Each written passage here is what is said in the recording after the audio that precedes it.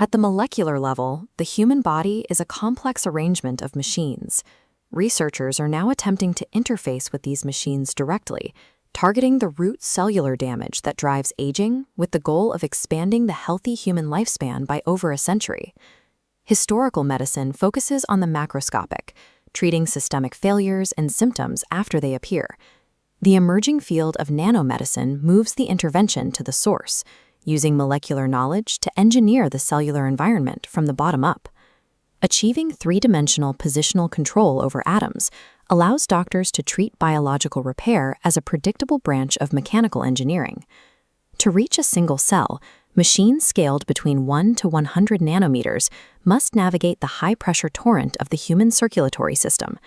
This chart compares standard physics to the micro-hydrodynamic regime where nanorobots live. At this scale, viscous forces dominate. Blood plasma behaves as thick as molasses, and inertial coasting is non-existent.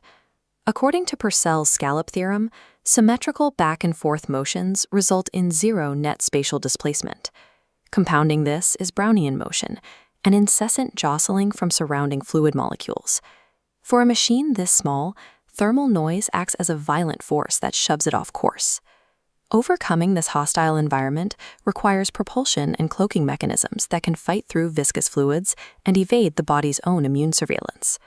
One current solution utilizes biohybrid microswimmers, living microalgae coated in iron oxide nanoparticles.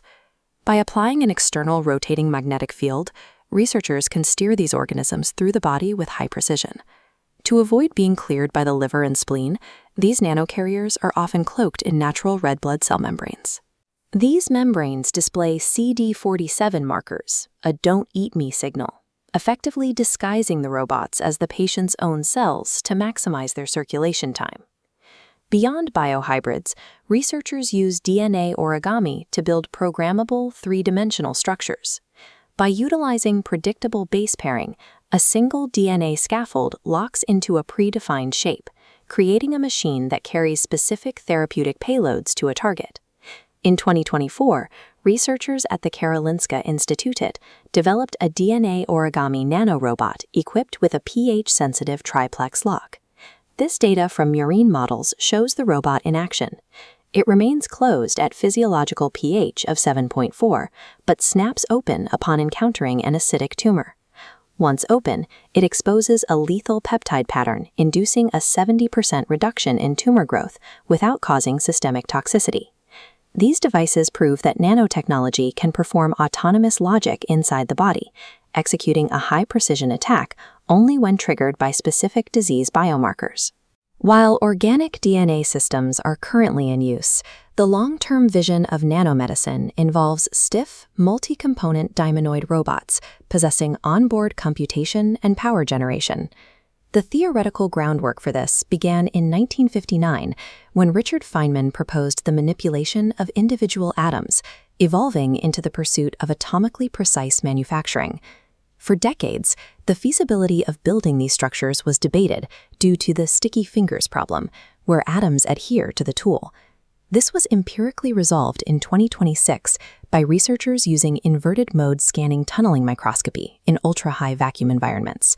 By precisely positioning carbon dimers, the team achieved a 93% success rate in bond formation. This represents the first true demonstration of additive mechanosynthesis, proving that carbon structures can be assembled atom by atom with sub-angstrom precision. The ability to reliably force carbon atoms into mechanical bonds is the critical prerequisite for building the nanofactories required to mass-produce medical nanorobots. This transition toward active intervention is already appearing in dentistry. 387 nanometer CalBots are currently being tested as a regenerative solution for dental hypersensitivity. Using magnetic fields, these bots are driven hundreds of micrometers into the dental tubules. Once inside, they trigger a localized chemical reaction that forms a durable cement plug, permanently blocking the nerve exposure. At the cellular level, theorists envision the Chromallocyte.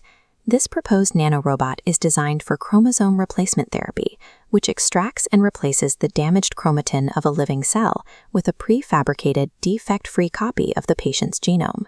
By systematically refreshing the genetic content of individual cells, researchers aim to address one of the primary drivers of cellular senescence and reverse genetic decay across an entire organ.